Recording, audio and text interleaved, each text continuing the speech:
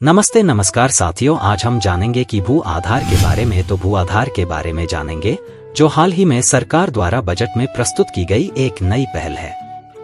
आधार card की तरह अब जमीन का भी एक भू आधार बनाया जाएगा, जिसे एक यूनिक आइडेंटिफिकेशन नंबर अल्पिन दिया जाएगा। यह जमीन मालिकों के लिए बहुत ही महत्वपूर्ण होगा।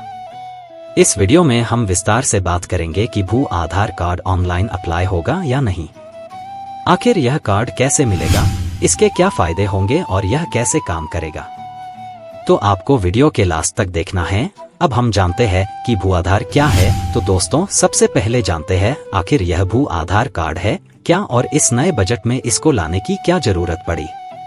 तो दोस्तों, भू आधार एक यूनिक आइडेंटिफिकेशन नंबर है, जिसे unique land parcel identification number alpine के नाम से जाना जाएगा। और मैं आपको बात दूं कि यह डिजिटल इंडिया भूमि अभिलेख आधुनिकीकरण कार्यक्रम डिलम्प का हिस्सा है। यह एक 14 अंकों की पहचान संख्या है जो भूमि पार्सल के देशांतर और अक्षांश निर्देशांक के आधार पर भूमि पार्सल को दी जाती है और विस्तृत सर्वेक्षणों और भू संदर्भित कैडस्ट्रल मानचित्रों पर निर्भर करती है।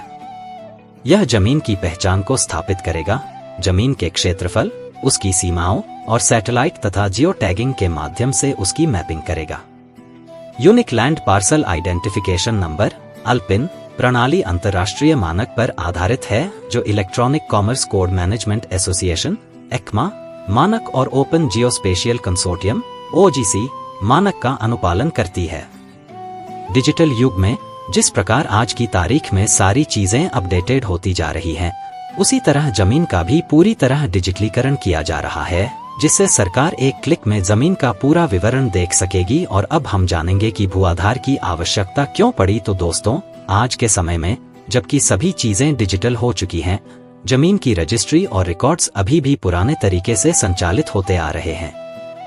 इसमें कोई बड़ा अपडेट नहीं हुआ है, जिसके कारण अक्सर विवाद होते रहते हैं। लैंड माफिया कई जमीनों को कब्जा कर लेते हैं और राज्य सरकार के पास मौजूद डेटा केंद्रीय सरकार के डेटा से मेल नहीं खाता है। इससे समय समय पर कई विवाद उत्पन्न होते रहते हैं। भू आधार की मदद से जमीन की ओनरशिप और विवरण आसानी से ट्रैक किए जा सकेंगे, जिससे सभी लाभार्थियों को लाभ मिलेगा। सभी जमीनों को unique land parcel identification number प्रदान किया जाएगा, जिससे विवादों में कमी आएगी। और भू आधार कैसे काम करेगा। तो दोस्तों, भू आधार बनाते समय सरकार डिजिटल उपकरणों का उपयोग करेगी। जमीन की जियो टैगिंग और सैटेलाइट इमेजेस की मदद से जमीन की सटीकता को मापा जाएगा, जिससे किस इंसान के पास कितनी भूमि कहाँ और कैसी है, उसका मिलिकाना हक और जमीन में कोई विवाद या उसके खेत के आसपास और किसके खेत है, यह सारी जानकारी इस भू आधार में देखने को मिलेगी, जिससे कोई भी इस भू आधार द्वारा मिली अल्पिन नंबर के जरिए अपनी जमीन की सटीकता से जानकारी हासिल कर पाएगा। और अब हम जानेंगे कि भू आधार के लाभ क्या क्या है। तो दोस्तों, इस कार्ड के लाभों की बात करें तो किसानों और जमीन मालिकों को कई फायदे मिलेंगे। लगभग 29 राज्यों में यह काम शुरू किया गया है। पहले जमीन की डिटेल्स को जांचने के लिए लंबी प्रक्रिया अपनानी पड़ती थी, लेकिन अल्पिन बनने के बाद जमीन की एक्यूरेट डिटेल्स तुरंत चेक की जा सकेंगी। इससे सरकार की योजनाओं का लाभ सीधे लोगों को मिलेगा।